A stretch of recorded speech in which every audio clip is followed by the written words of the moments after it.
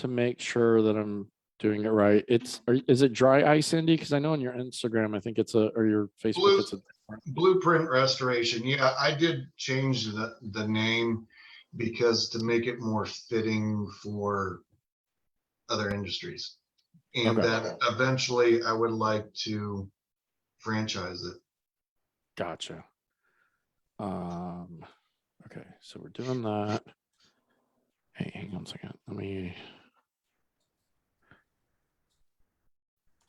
I gotta try to rearrange my screen so I can see what I'm doing. Yeah,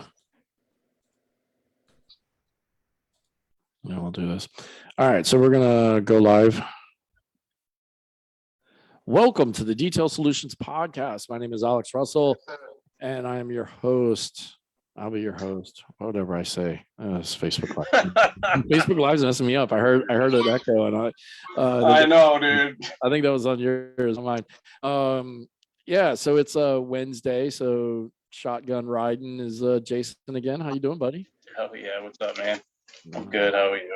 You know, it's Wednesday, so we're doing Facebook Live, so this should be kind of fun. Yeah, I'm excited for this one, man.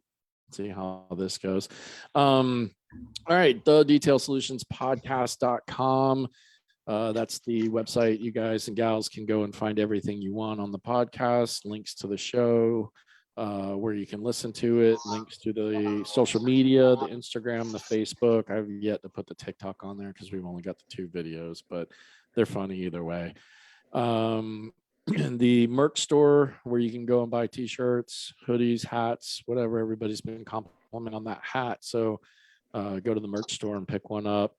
And then the preferred vendor page, where all our sponsors are, that links to their websites along with the special codes that they have given us for you guys to use. So tonight should be a pretty fun one. We've got Eric Golubic, man. Yeah.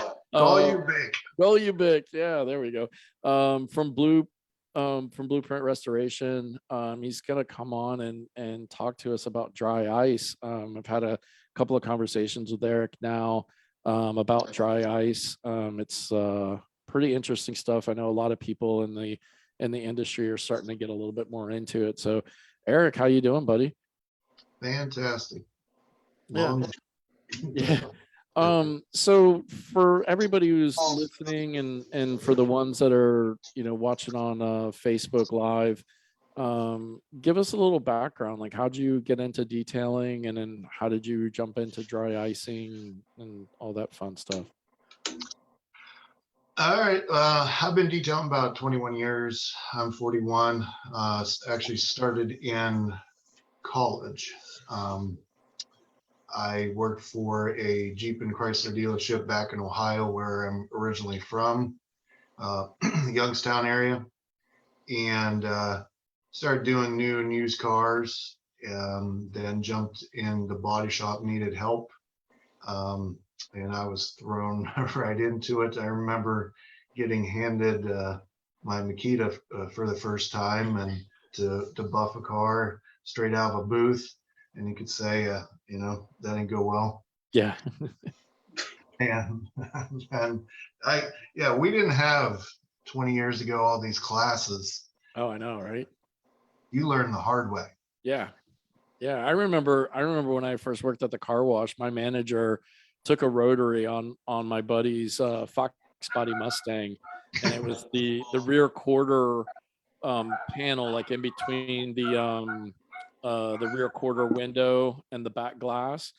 And he's like, here's the first thing you don't want to do. And he cranked it up to 6 and full on, and just laid it right on the rubber trim that went around the quarter glass, and just burned the trim down. He goes, that's what you don't want to do. And my buddy's like, what the fuck? Yeah, I mean, that's one thing, but straight out of the booth, it's wet. Yeah. And that's a whole nother different buffing right there. And oh yeah. But I learned everything in the body shop. I learned how to tear down, put back together, prep for paint, wet sand, buff. Yeah, back in when you only had a couple options. Yeah. 3M, compound polish, wool pad, black pad. Learned the very hard way and got told many interesting names. But but that's how you learn. Yeah. Yeah. But that's how you learn.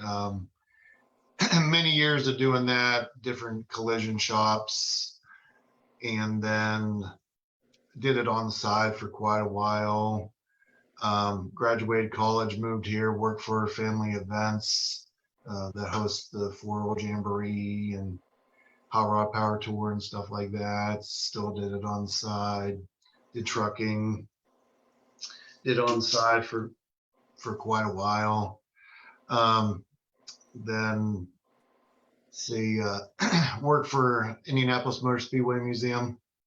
Oh, nice. Took care of those cars.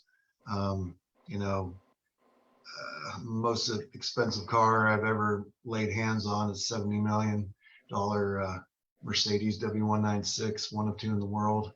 Whew. Got to get in it too. That's race car, so there's center seater, no doors. Yeah. Yeah. So I'm 6'5", 245. So, So you didn't fit too well. All right. It's shoehorn you in there. well, actually, that one, I actually sit down in it. Oh, okay. It's getting back out. So Yeah. it's fiberglass and it's a $70 million car. Don't really want to crack it. Right. So I actually had to get helped out. The Ferrari 250 LM got the buff on that. There's 30-40 million right there. It's the last Ferrari that won Le Mans 24.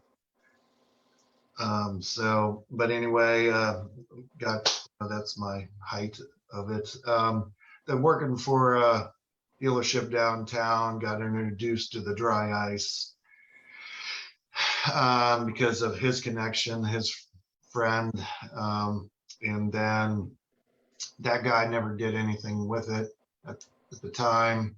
So I went out on my own. I quit there, detailing and dry ice, and just rented the machine, and they basically told you figure it out. So so I did, and here we are a year later. Oh, nice. So that's only been like a year since you've been in the dry. Yeah. Okay, cool. And I know we Dean called beforehand and was asking about how long has dry ice kind of been around? I think you said since the 80s. Well, actually the Navy specify a little bit. The Navy actually experimented with dry ice in 1945.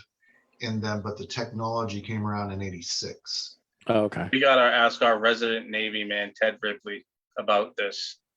Yeah. Because he's about that age that he should know what was like in the 40s, right? Yeah. But, Okay. but he's also probably already asleep for the night. So I'll ask him tomorrow, Yeah. So yeah, cool jet is the one, and how that kind of the need came about is for manufacturing industrial settings. So if it takes Joe Smith, 8 hours to shut down the machinery and clean it, using degreasers and brushes and stuff like that, that's where this came in, where you don't have to shut the machine down. You don't have to take stuff apart. It's environmentally friendly because it's dry ice. Right. And what the dry ice does, it goes from a solid to a gas, and it hits the substrate and expands 800 times, up to 800 times, just when it hits, and then freezes it and then pushes the debris out from underneath and creates like a soot. Oh, okay. Yeah. So do you have to have a training course or a training class if you want to use the dry ice stuff? I can train people because now I have Right. experience, but as far as I know, I would be about the only one, because when I got mine, they just said I asked multiple questions from the place downtown, and he couldn't really answer it, and basically told me figure it out. So Yeah. seriously, it's a $27,000 machine, and well, hope I don't break it. Yeah. Hey, go find a YouTube video. You'll figure it out. Yeah. Yep. So, well, there's two different machines. The one I have is a PCS 60, which the 60 means a 60-pound hopper, where the pellets go. Okay. There's three forms of it. There's 3mm pellets, which I use. There's the dry ice blocks, and then there's the 16mm pellets. The machine I have has a crusher in it, so then goes in, and I can make adjustments on the screen. There's the flow, there's the pellet size and the pressure. I go in and I can turn the flow down, the pellet size from 3mm down to 0.3, and then turn the flow and turn the pressure all the way down to, I believe it's 20. You don't want to go too low, because then you don't have the flow, so Right. then it freeze. And so I could take ink off a business card without going through the business card. Wow. I could be What? that gentle. I have video of me taking ink off a label without Wow. going through the label. That's pretty cool. So I would say one of the benefits of doing dry ice is speed. Well, yes, but they all don't have a crusher. Like my other one that is for sale is a 33-pound hopper, and it uses full size pellet. And what the thing about the dry ice machines is the different, like I can use a 1-inch hose on the PCS 60, which the other one uses a 3/8. I can use a 3/8 on the PCS 60 still, but the PCS 60 can handle 375 CFM. Okay. It needs I could hook it up to a diesel compressor and run. That when you're running, 95, 100 PSI on the machine, you need a whole lot of volume of air running in it, especially an inch line. So then the more volume of air, the more ice you're going to use. So I got a smaller gun, I got a bigger gun. So then it's a wider spray. So something like I did a 71 Mach 1 on a rotisserie.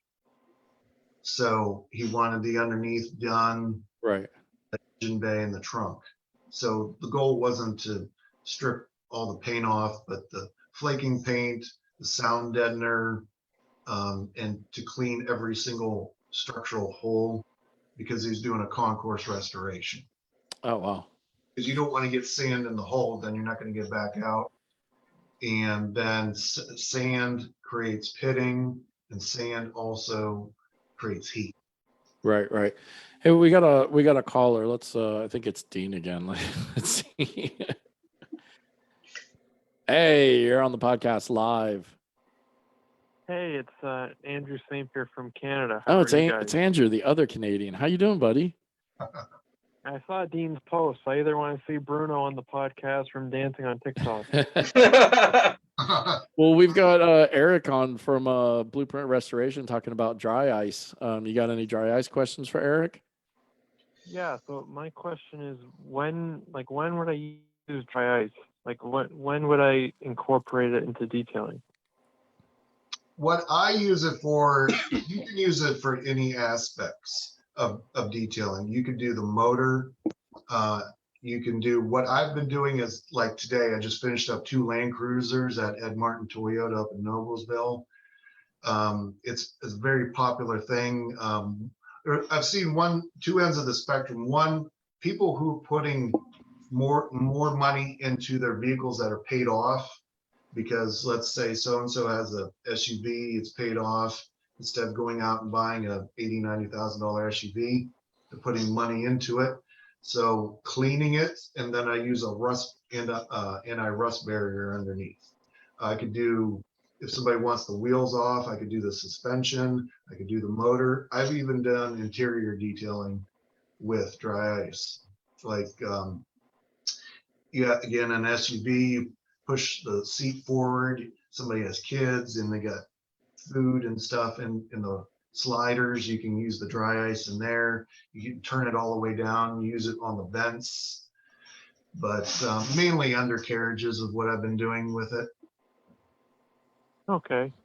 Because that was like my question. Is it like pretty much the same principle as using like steam? It's just different temperatures, and it makes either the particles either disintegrate or.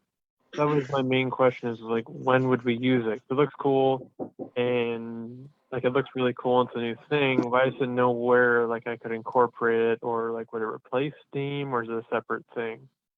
Separate thing. What the I don't know if you caught it or not, but the dry ice goes from a solid to a gas. So, and it hits the surface and expands. So, and it freezes it and pushes the debris out. I've seen a video where a guy, when it comes to boats, he knocks barnacles off the bottom of boats. That's interesting. You can use it, knock concrete off concrete trucks. You can use it tar. You can use it for road paint, and then use it differently. Like if you got road paint that's splashed up on somebody's vehicle, you want to turn it down. You want to turn the pellet size down to 0.3 because you don't want a bigger pellet. And then you do a circular motion because you don't want to do it straight on.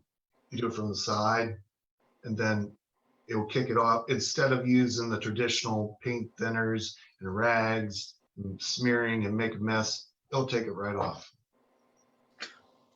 I see. So, and what does like an entry level, like if I were to get one for my shop, like just roughly, what type of investment would it require? You like the one I have for sale. I got a 30-pound hopper for sale, brand spanking new. I got that at 19 grand. And then, but the most important piece is the compressor. When you look at the dry ice machines, they'll say in bars, and each bar is about 17 horsepower. So you need around like a screw compressor that you would get at like a large dealership or large body shop. That's around 30 horsepower. It's not to say the tank, but it's the hose that you run. You got a 3/8 inch or an inch line. You have to play around with the adjustments because you have to think like,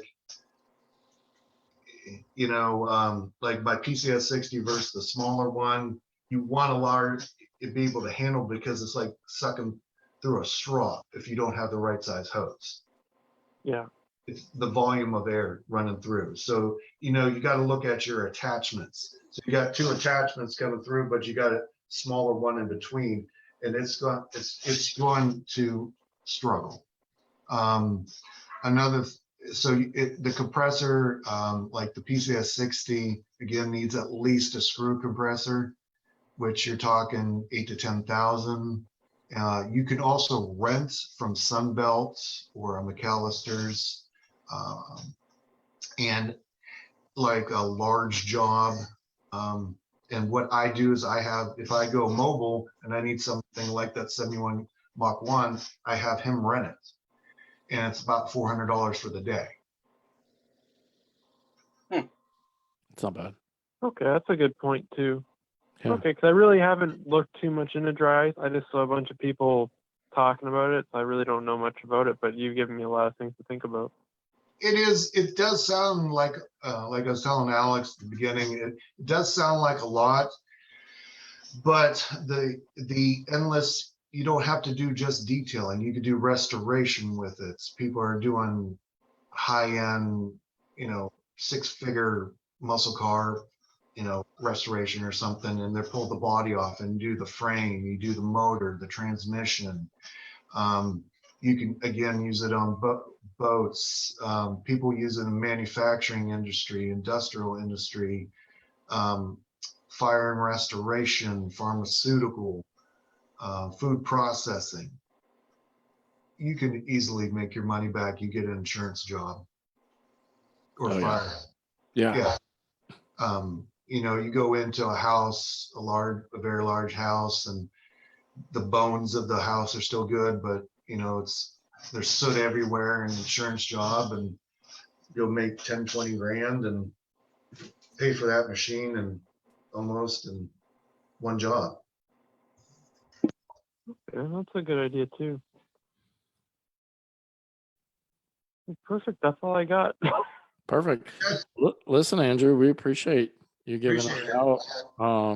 No problem. And you have a good day, buddy. You too. Have a good one, guys. All right, man. Too. Bye, buddy. Let's jump into the first commercial for the night while we got a break here. What's happening, Detail Solutions podcast? Ian here from Auto Fiber. I've got a special discount for our Towel of the Month Club. TOTM 25 will get you 25% off of the Towel of the Month Club. And in the Towel of the Month Club, pretty much you sign up, pay for a year, and every month we're going to send you a different sample of a different type of towel or applicator. So it's a good way to get different samples and try different types of our products. So use TOTM 25 at checkout for 25% off. All right. Take advantage of that discount. Yeah. It's a good program. The Towel of the Month's a good deal. Michael Hine, if you're listening, call back. He called right during the commercial, and I was trying to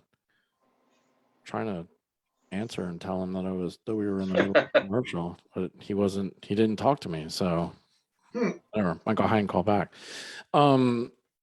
So one of the things that, you know, I think like you kind of just said, and that answering that question with Andrew, is a lot of people don't understand that the air compressor makes a big deal, right? Like you were saying, like you can't just run down to Harbor Freight or you know grab a Home Depot, A little pancake compressor. yeah, and run these things. You know, this is legit style, you know, air compressors or whatever. Here's Mike calling back. We'll answer that question in a minute. Michael Hine, you're live on the podcast. How are you doing, buddy? Hey, buddy. Hi, Jason. Hello. So, Alex, as you know, I've been on this from day one. I know. I mean, I told you about it a year ago. If I was a young guy, I'd jump into this full throttle. So my question for the guest is, what do we do with residue management? If I go into so I live in the Northeast. If I've got to clean carpets in a car on the interior, what am I doing with the residue that I use that happens after the dry ice application? Am I vacuuming it up? What am I doing with that residue? I mean, I wouldn't use it on carpet, but like the undercarriages that I do, what it does is it creates a soot. So first and foremost, like if you're doing an undercarriage or something and it is dirty, it makes a mess because you know you might be running 75 psi and you're underneath and you're blowing, you know, at different angles. So if you're doing it inside, you definitely want an area you can do this, because like these two Land Cruisers I've done for the past 2 days, I'm not allowed to do it in the service department because, well, I make just a serious mess. I piss a lot of people off. I have to do it outside. The general manager lets me do that outside, out back. Plus, I'm painting, so I can't do that either. But yeah, it just do it somewhere you can make a mess. All right, so if I'm in a shop, I basically need a bay in my shop that's sealed off, committed solely only to what I've to dry ising. Mhm. Yep. I would have some ventilation in there too, though. Yeah. Another thing too, to keep in mind with it is, is your shop like air conditioned? Like if it was hot outside, do you have air conditioning? I would be a little concerned if I had a PTAC AC unit in my shop, because what I would be concerned with is in the residue management. I don't want that. I don't want my air exchange going through my AC unit. So I would be a little concerned with that. Well, the reason why I ask is obviously not this time of year, but during the summer times and it's warm, hot and humid, it is ice. The ice you can go and get from like air gas, and get it how much you want. So you can get it, comes in a thermal container on wheels, and they put a plastic bag in that. So you go, I tell them I want 250 pounds of 3mm pellets. It does that. However, mind you, it is ice. This isn't sand or anything. So it is minus 109 degrees first and foremost. Wear gloves because it will burn you.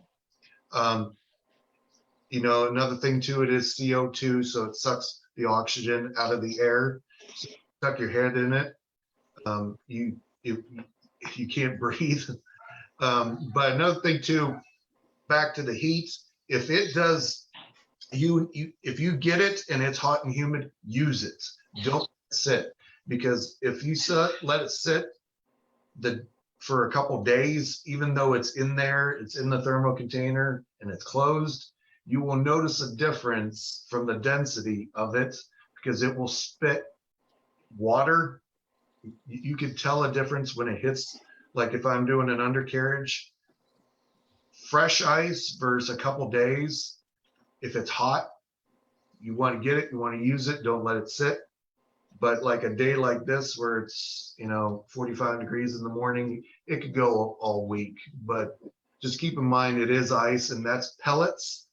But if you got a machine that does blocks and it sat in there and you used some of it, and the block changes shape, and then you go to put it in the micro clean, it pushes it forward and then shaves it from the front. And if the block isn't, started to melt, then it doesn't shave it right. So there's a lot that goes into it. Right. Yeah. Does that answer your question, Mike? Understood. Yeah, thank you very much, guys. I appreciate it. No problem. We appreciate it, Mike. You have a good night, buddy. All right. So yeah, I mean, kind of back to the air compressor deal. Like, yeah, you're definitely not just running out and grabbing something off the shelf. This is, like you said, most of the air compressors are $7,000 to $10,000 to be able to run something like this. Even the really small ones, the smallest dry ice machine I've seen is an 8-pound hopper. Okay. However, keep in mind, it doesn't have a crusher, so it's going to use full pellet. So like a hobby, like if you had the antiques, collectibles type of thing, that would be for something like that, because you're going to put it in and then turn it on full speed, and you're going to have to keep putting ice in it. Right. And that gives, you're not going to do a full car with an 8-pound hopper. So if you're going to get into it, you're going to do it, and get yourself a compressor, do overkill. So just in case you need it, because the machine will struggle. Gotcha. And Jason Cavallo is asking, you lose about 5 pounds a day when it sits. He's asking, is that correct? Depends on the situation. How hot it is or whatever. Yeah. Your shop doesn't have any AC, and it's 95 degrees out and 100 humidity. Where it's sitting, probably.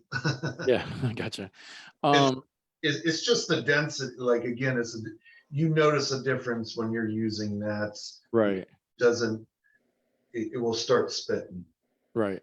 And I want to kind of touch back on, kind of what I think Mike was trying to ask is, and I think maybe it's different a different thing with like the interior stuff, because we do see, as detailers, and I'm sure you see it too. You see a lot of the guys and the gals detailing that will use, I guess, like maybe some of the smaller dry ice machines for like interiors, because then you can clean Alcantara with it without it damaging. You can clean the carpets or clean the mats or things like that. So, I mean, is there a bigger difference for a machine like what you're doing? And I mean, I'm guessing there is, obviously, but versus like those smaller machines, is it like what's the comparison, I guess, really, for somebody who would, is one better than the other for certain circumstances? Absolutely, because the smaller one is cheaper. Like the 8-pound one is like $9,000, which is still a lot of money, but Yeah. cheaper, but Yeah. less expensive. However, the reason why it's less expensive, it doesn't have a crusher. So Gotcha. if you're using that, if you would try to do something like that on like a dash or something, you're using full-size pellet. Okay. Okay. The PCS 60, I can turn the pellet all the way down to 0.3. So then I'm not using a full pellet at that pressure. So then it makes a huge difference, because when it's hitting the surface, because it hits it and Right. Yeah. And that was kind of one of the things, when I was at a training event, there was a gentleman there who had one of those smaller style machines. I don't even remember the name of it or whatever. And they were doing some demos. And I mean, I'll be honest with you. I mean, I don't know if it's just because it was a smaller machine or what, but I wasn't like overly impressed with it. I mean, like they were cleaning the engine bay, and I mean, it did an okay job, but I didn't think it was like, you know, it's not again, it goes back to your fittings and right. your hose. Okay. The amount of, if it does not have the adequate size airline, and it goes into the fitting and it goes into a smaller fitting, it's not getting the volume of air. So Yeah. it's not Well, going I know it. The air wasn't a big deal. I mean, we were at like a a big, well-known body shop restoration, custom car build place. I mean, the air compressor definitely wasn't the thing. I know the machine was really small, and I don't know how it compares to the one, even your small machine, because I think this machine was like $4,000, $5,000 or something like that. I mean, it was like the size of an extractor, kind of, deal. So again, I don't know if that, is any difference, but I know what I did notice is kind of like what you were saying, that the pellets were bigger when it came out of the gun. Like you could actually see chunks of ice that was, and then it would hit the surface and then just kind of like shatter and blow out. So, I didn't know if that's, if one's just a superiority machine, same as, using, going to McDonald's or going to Ruth Chris or something like that. well, no, like it makes a huge difference, because if I'm underneath the car and I'm doing an undercarriage and there's more to clean underneath, Yeah. and it's like thicker, you want to turn the pellet up, Right. because then it knocks more off versus it all the way down to 0.3. Okay. So when it comes to interior, you don't want that, because you can damage stuff. Right. Yeah. So in an interiors, you want to be down to like that Yeah, 0.3 or whatever. but again, the smaller, cheaper machine won't do it. Gotcha. So And is it really like that much safer, for cleaning interiors than just kind of using a leather and vinyl cleaner to scrub a door? that you want to use the leather and vinyl cleaner. I was just saying for Yeah. Okay. definitely not for the leather and stuff like that. Just for the, again, you have so-and-so has a SUV and third row seating, and we got food and Right. the rails, vents, you can turn it all the way down, turn the pressure down, get in those little areas. The other stuff, clean it the way you would normally clean it. Gotcha. Let's do another commercial, guys, and then we'll come back to this topic. I got one more question. Viper chairs are made in the US using only the highest quality materials to ensure it can withstand whatever you put it against. Industrial grade foam padding that keeps you comfortable all day, and non-marking 4-inch industrial grade polyurethane casters that can roll over anything that's in your shop. You know, unlike those cheaper quality chairs that most of us use, that as soon as you hit a rock or a pebble or extension cord, you go flying off your chair. So go to viperindustrial.com and use the code DSP25 and save today. All right, and then kind of going back to the interiors, you know, I guess kind of like what Mike was talking about, and maybe like where you're at, you know, I mean, we don't deal with it because we're down here in Florida, but like the salt and everything from the snow, you know, is it good or safe or easier to use, you know, like dry ice to clean mats to get the salt in there, or the carpets or something like that, versus using hot water extractor methods? I would use the extractor. I mean, I really wouldn't focus at all whatsoever On the on interior. Okay. No, engine, undercarriages, you know, I can do an undercarriage and charge 1,500 to $2,000. Oh, wow. That's like, I did 2 Land Cruisers, a day and a half, I made $3,200, two undercarriages. How long did it take you to do it? Day and a half. Full 8-hour days, or are you lazy like me and do 6-hour days? It's that's cleaning and painting. Oh, okay. That's both. That is full undercarriage cleaning and full like Duplicolor, rust barrier, clear coated, the whole. That's not bad.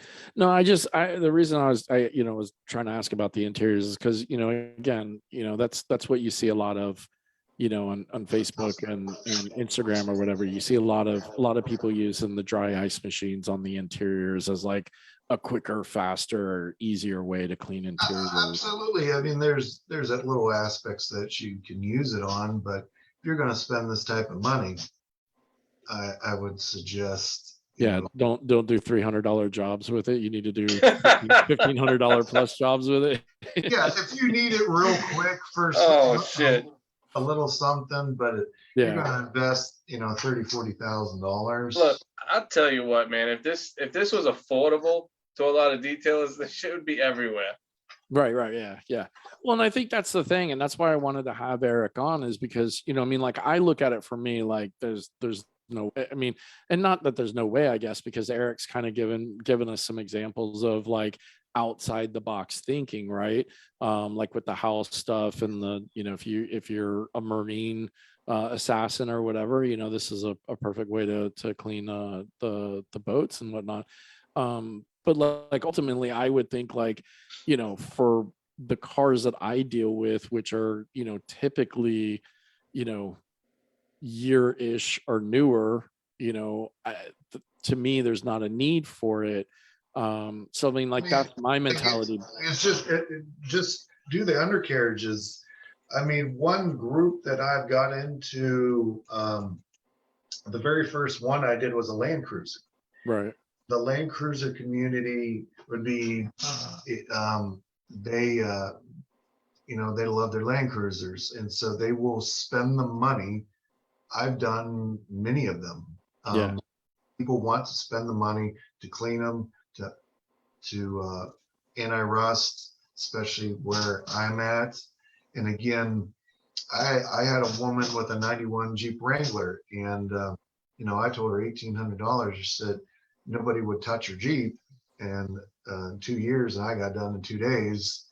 But wasn't anything fancy. By no means, very, very basic bone, but that was her toy, and she wanted to preserve it.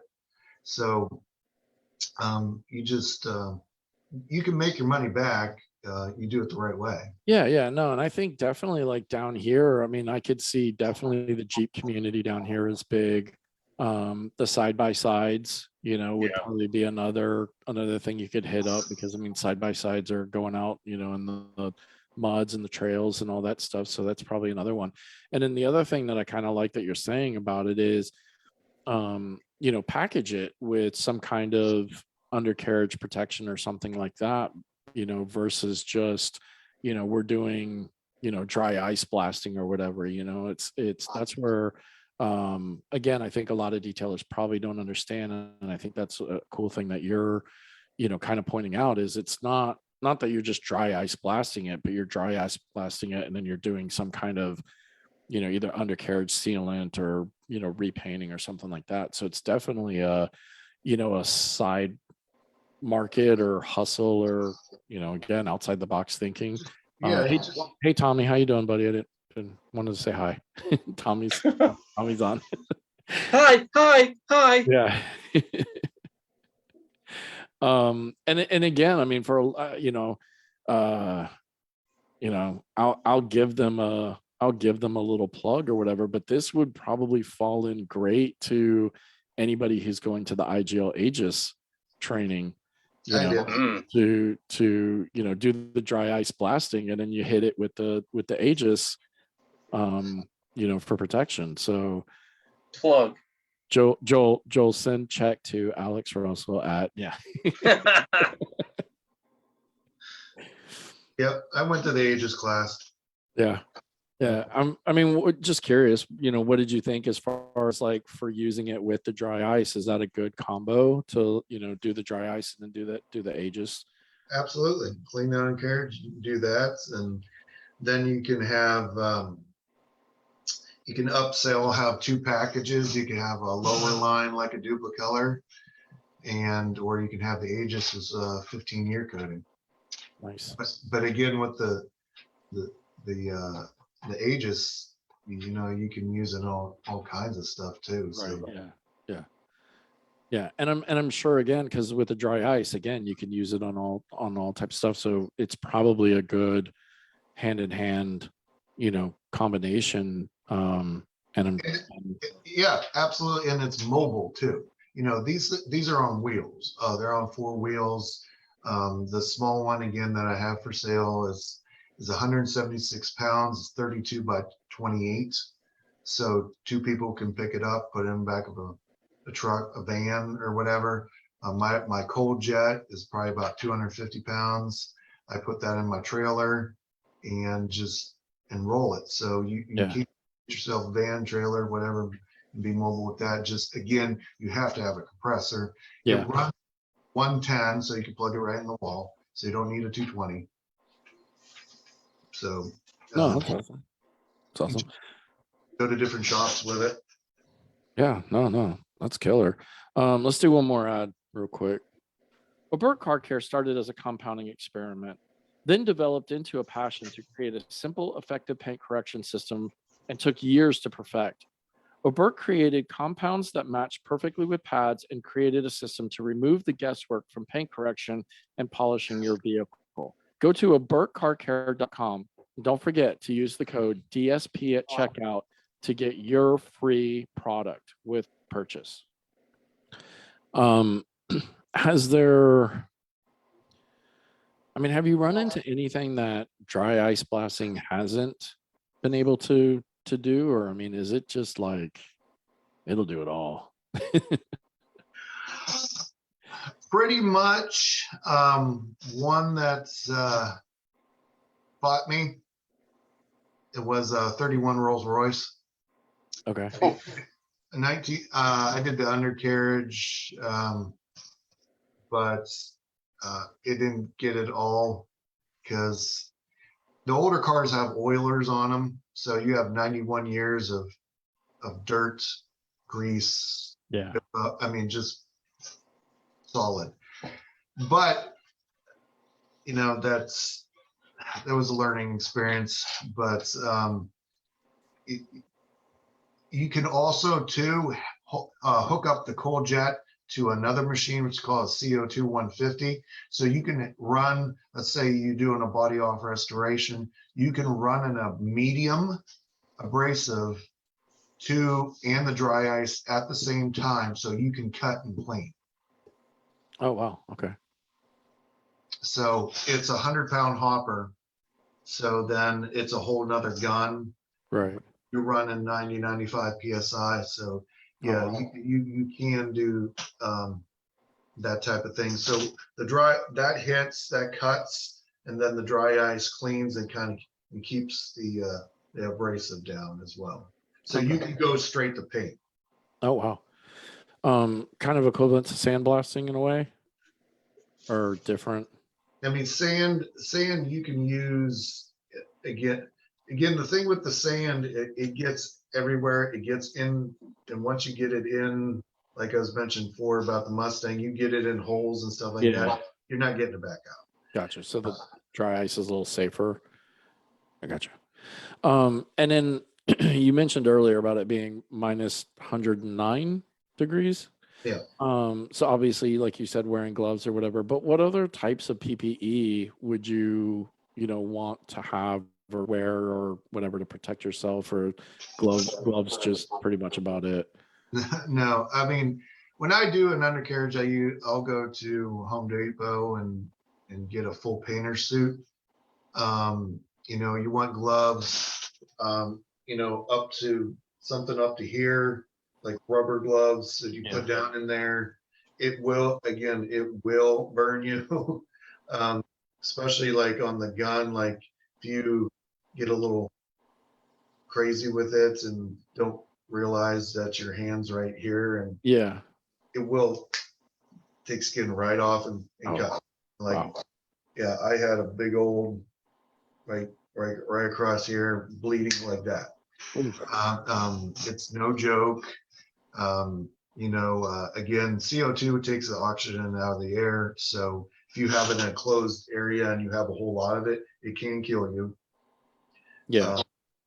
Like this small office, like if I had a ton of it in here and I shut the door and everything, it sucked the air out of the room. It's just gloves, glasses, mask. You can get all this stuff at Home Depot. Yeah, like a respirator, breather mask kind of thing, or filtered N95 type of thing. Yeah. You do an undercarriage, you get very, very, very dirty. Yeah. Like a coal mine. Oh, wow. So almost like our guys and gals who do metal polishing. Yeah. Yeah, same thing. I mean, you will, you kind of want to remember that when you charging kind of thing because I charge a lot, because like every single one of these I throw away. Like they're $13 because I trash it. You get all that's you're painting, you're getting all that dirt that's getting in that. So I throw each one of those away. Right. Or you could get a full shield while you're doing that. That's what I suggest, because again, you can get dirty, or glasses. So that's definitely a must. Wow. Oh, it's crazy. Let's run our last ad for the night, and then we'll kind of wrap this up.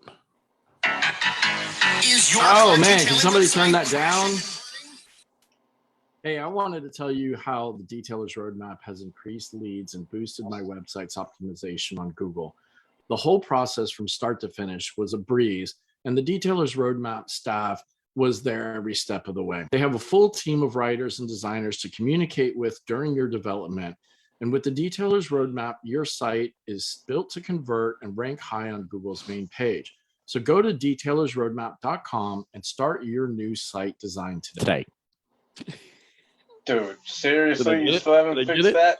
Did I did it? No, because Chris messaged me today and said he's going to work on a new ad for me to record for him. So hopefully you guys can put it on Chris. Just message Chris, Chris at 8bitcreative.com, and email Chris and tell him we need a new ad, and he'll get on it. Yeah. So Eric, I mean, is there anything else we haven't touched on that maybe you can put information out there on dry ice blasting and benefits or whatever? We pretty much touched on a lot of things. One, you just got to get your hands on it for Right. sure, to really understand it. The different size guns. There's tons and tons of different types of tips that you can use. There's no set way of doing. There's no like a book like Right. I'm gonna do this undercarriage at this pressure and this pellet size. It's basically just like everything else with detailing. You do a test spot and figure it out and add or subtract or whatever, right? Yeah.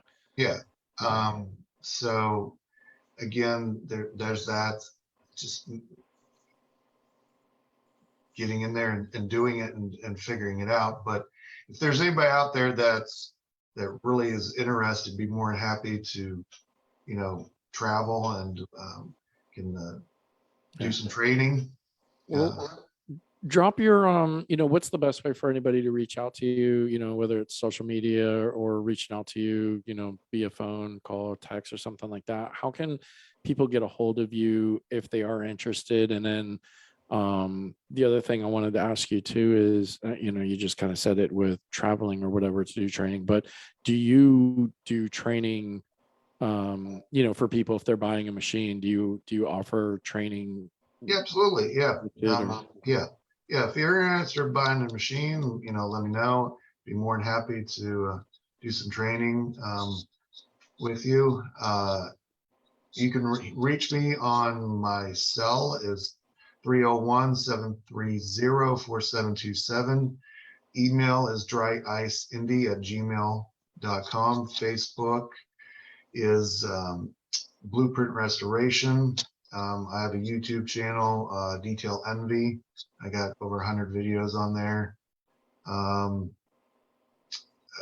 What else? I'm LinkedIn, Eric Oivik, Twitter, TikTok is Detail Envy.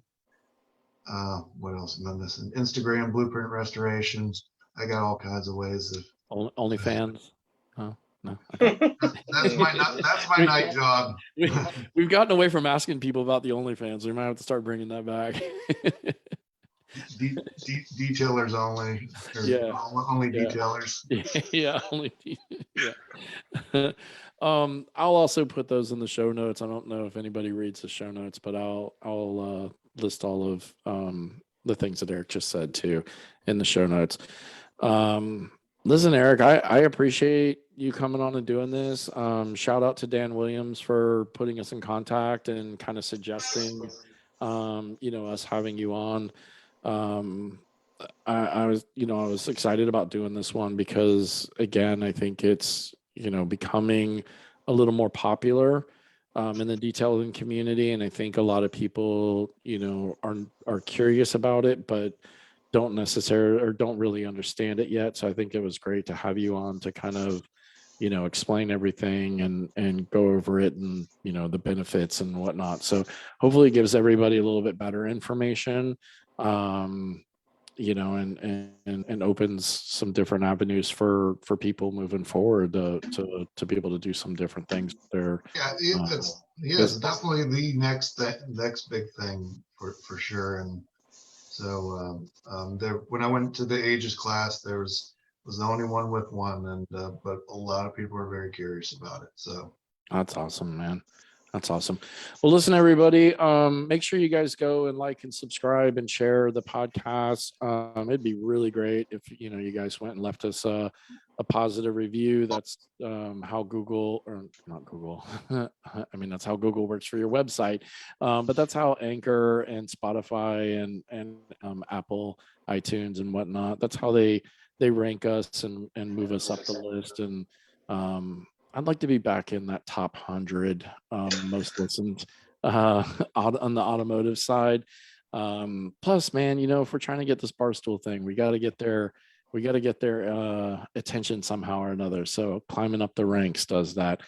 You gentlemen have a great night. I appreciate Eric, you coming on again. Yes, thank you for It coming was on. great. Thank you for having me. I appreciate it. Yeah, man. All right. You guys have a great night. We'll see you soon. You too.